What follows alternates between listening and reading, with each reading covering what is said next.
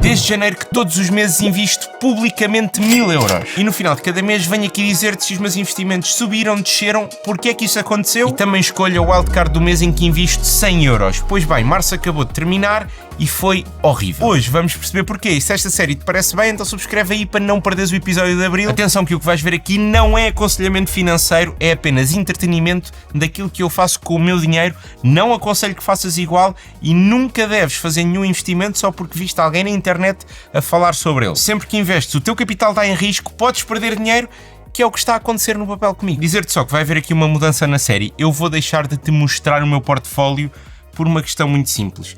Eu não quero ter chatices. Infelizmente, cá em Portugal, quando começas a falar de dinheiro, há pessoal que não gosta muito disso. Se for tipo, fazer casinos e lives a rolar slots ou a abrir as caixas de CS, isso está tudo bem.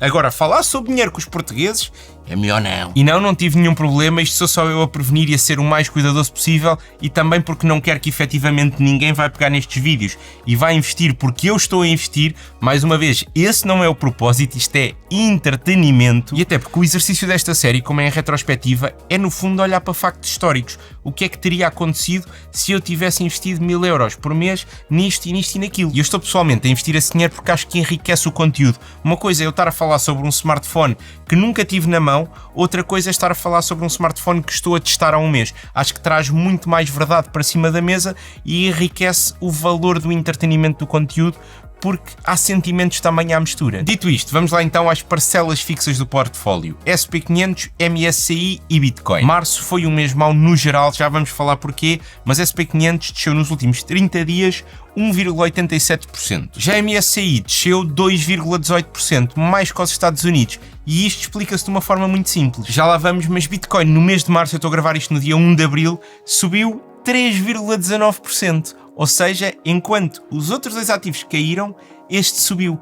E esta, para mim, é a importância de estar diversificado. Muitas das vezes, quando acontece algum evento extraordinário, como é o caso da guerra no Irão, todos os ativos descem de uma vez. Há um ou outro que sobe, como foi o caso do petróleo, mas depois das coisas maturarem um bocadinho, cada ativo tem a sua história, tem a sua parte do ciclo, tem os seus porquês e os seus senãos, e então, se um ativo está a descer, não significa, e o Bitcoin cada vez está mais desacoplado do SP500, que o outro tem que descer para também o outro está a subir. E sendo claro que o meu objetivo é numa linha temporal grande, eu quero daqui a 10 anos ainda estar a fazer estes vídeos e ainda estar a investir 1000 euros ou talvez mais por mês. Não me importa no grande esquema das coisas se este mês caiu ou não, eu quero é bons retornos daqui a 10 anos de qualquer maneira. É mais fácil para lidar com os meus sentimentos eu olhar, ok, uma parte do portfólio está a cair, mas a outra parte até está a subir e portanto está ali meio que balançado. Dito isto, desde janeiro que eu tenho comprado todos os meses 50% de SP500, 15% de MSCI, 25% de Bitcoin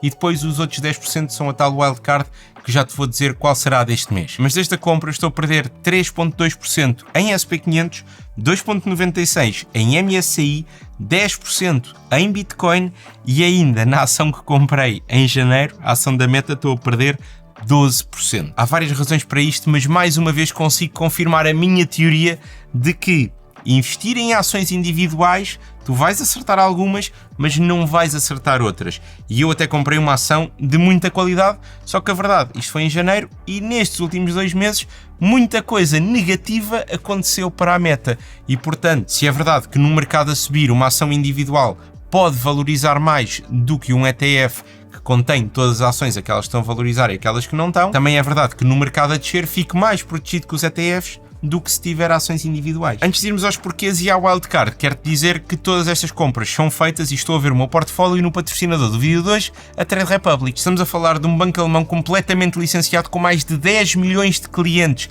pela União Europeia fora e onde consegues investir comprando ações ou ETFs de uma forma super simples. Aliás, a plataforma é muito intuitiva e eu até tenho as compras definidas de uma forma automática, o que significa que nem sequer pago qualquer tipo de comissão. Além disto, sobre o dinheiro que tens na Trade Republic não investido, ela paga uma TANB de 2%, paga mensalmente, o que significa, no meu caso, uma vez que eu já lá meti o dinheiro para o investimento do ano inteiro, que estou a receber 2% de juros sobre o dinheiro que lá tenho não investido, o que já significou 36,74€ de juros pagos. Sendo que, como é um banco, claro que eu posso usar este dinheiro a qualquer altura com o cartão físico ou com o cartão virtual que também me dá 1% de saveback na maioria das compras, automaticamente reinvestido num dos planos à minha escolha. Criar uma conta é gratuito, portanto, se tiveres interesse, tens o link na descrição. Vamos lá ver o que é que aconteceu aos mercados. Ora, em primeiro, em segundo, em terceiro, em quarto e em quinto lugar, guerra entre os Estados Unidos e o Irão. Isto tem provocado o pânico geral nos mercados e depois o Trump faz um tweet, parece que está melhor, mas depois os gajos do Irão vêm dizer que afinal não aconteceu nada disso, fica pior outra vez e tem sido um pandemónio. Por regra, os mercados gostam de estabilidade, então só o facto de haver uma guerra entre duas grandes potências já é uma coisa péssima. Só que depois esta guerra ainda tem mais uma acha a deitar ali para a fogueira. Aqui o Irão controla uma área que é o Estreito de Hormuz e que é por onde passa muito do petróleo que se consome a nível mundial. Sabes aquela história que o Dubai e que a Arábia Saudita ficaram ricos por causa do petróleo?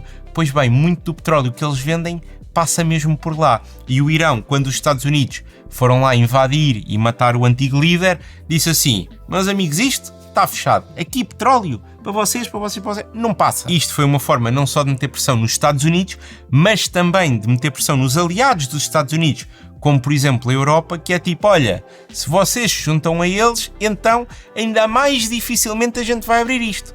Tenham cuidado. E a verdade é que ninguém se juntou. O petróleo, claro, serve para a gente andar com os nossos carros, e já viste o preço da gasolina e do gasóleo como é que está, mas também serve para combustíveis de avião, para gerar energia. Portanto, países que não têm produção de petróleo e cujas reservas já estão a gastar, começam a ficar muito mais apertados. E o que é que isto leva? Leva a que de repente tudo fique mais caro, ou seja, a inflação sobe. Quando a inflação sobe, o que é que não desce? As taxas de juros, o que significa que pedir dinheiro emprestado continua ou passa a ser ainda mais caro. E tudo isto leva a um panorama económico altamente instável. As empresas vão ficar com as suas produções, com os seus serviços mais caros, para o consumidor também vai ficar mais caro. E nestas alturas, o que é que o mercado diz? Eu quero ter coisas seguras, eu quero ter cash, quero ter liquidez. E então começam-se a vender posições e vem tudo por aí abaixo. Esta é a principal razão da SP500 e a MSCI terem descido no último mês. Mas se fores olhar para o gráfico, tipo, tiveram sempre em guerra, mas é tipo, desce, sobe, desce, sobe, desce, sobe. E isto acontece por uma coisa muito simples. Os famosos tweets do show Trump. O homem diz, tivemos negociações bué da boas. Depois a malta do Irão vem dizer, não tivemos. Portanto, de repente as ações subiram, desceram outra vez. Depois o Trump diz, não há cá negociações para ninguém, nós vamos atacar aí as situações, desce ainda mais. Mas depois diz, não, afinal está tudo bem, as negociações são ótimas, sobe. E andamos aqui num rebuliço. A última, à data de gravação deste vídeo, é que o Trump disse, meus amigos, eu acho que a gente vamos basar da guerra e depois ficar vocês, tipo, nós temos petróleo, ainda por cima temos lá a Venezuela, temos petróleo e está tudo bem, e depois o resto dos países, a Austrália, a Europa, etc., se vocês por acaso quiserem petróleo, podem nos vir comprar a nós, ou então resolvam-se vocês com o Irão. Irão esse que já disse que não irá para já abrir o estreito. Peço desculpa pela piada, saiu aqui no calor do momento. Agora, se a guerra é com os Estados Unidos, porque é que a SP500 desceu menos do que a MSCI? Mais uma vez, uma razão muito simples. Os Estados Unidos não estão tão dependentes do petróleo que passa por ali como estão outras economias, como a alemã, a francesa, etc. E então o índice global, a parte que está a sofrer mais, não é dos Estados Unidos, é do resto do mundo. No mês passado, a SP500, que lembra-te, é o índice dos Estados Unidos, tinha descido mais do que a MSCI, que é o índice global, porque os Estados Unidos é que foram à guerra. Não se tinha percebido na altura que haviam muitos países que podiam ficar com as reservas baixas, inclusive já se fala para aí de confinamentos energéticos. Bom, vamos ver o que é que isto dá, mas esta é a razão. Eu, por um lado, claro, em primeiro de tudo, quero que isto tudo se resolva. Por outro lado, eu sinto que ao estar a comprar todos os meses, e tipo, estou a comprar, em fevereiro comprei aqui, agora em março já comprei aqui, eu estou a baixar o meu custo médio por ação da SP500. Isto vão ser ótimas notícias quando o mercado der a volta e começar a subir, porque quão mais baixo for o meu preço de compra, maior é o potencial de ter uma percentagem maior de lucro. Quanto à meta, que foram os 100 euros que investi em janeiro, temos toda esta questão da guerra, mas para além disso, ainda temos aqui outras macacadas. Para já, eles encerraram, lembras-te do multiverso, que ia ser não era o multiverso? O metaverso, que ia ser uma cena em que íamos estar todos digitais, juntos lá dentro. Pois bem, eles disseram, nós não vamos investir mais nada nisto. E era uma coisa que havia muitos investidores que estavam a pensar, olha, eles estão a investir, mais nenhuma empresa está a fazer isto, vai dar certo. Por outro lado, foram condenados a pagar uma indenização por vício de redes sociais, e claro que não é a indenização que foi 2 ou 3 milhões, é sobre potenciais indenizações que poderão vir aí, porque se de repente toda a gente começar a processar as redes sociais porque causam vício, nós sabemos que causam, então essas redes sociais e o seu modelo de negócio acabou. Já relativamente a Bitcoin, apesar de toda esta situação da guerra, ele subiu no último mês. Porquê? A primeira razão é que tens que lembrar que o preço sobe quando existem mais pessoas a querer comprar e disponíveis para comprar por um preço mais alto do que existem pessoas disponíveis para vender esse ativo. E o preço desce se tiver muita gente a querer vender e pouca gente a querer comprar. Isto é um mercado. Dito isto, muita gente vê em Bitcoin ciclos de 4 anos que se vão repetindo de uma forma ou de outra. E nos últimos meses nós tivemos uma queda muito acentuada da criptomoeda. E então, chegamos a um ponto em que as pessoas que ainda têm Bitcoin já não querem vender àquele preço. Tipo, já estamos bem, se calhar já estão a querer comprar outra vez.